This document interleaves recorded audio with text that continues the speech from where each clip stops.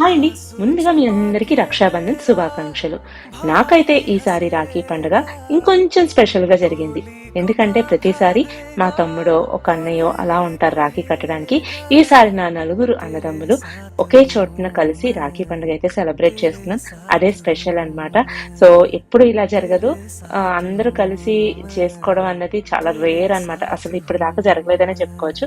కానీ ఈసారి అలా ప్లానింగ్ చేసుకున్నాము, జరిగింది. ఫైనల్లీ నలుగురికి ఒకేసారి ఒకే చోటన రాఖీ అయితే కట్టారనమాట. So happy.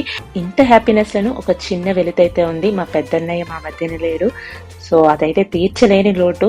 నేనైతే నలుగురు అన్నయ్యల ముద్దుల చెల్లిని అండ్ ఒక అల్లరి తమ్ముడికి అక్కనమాట.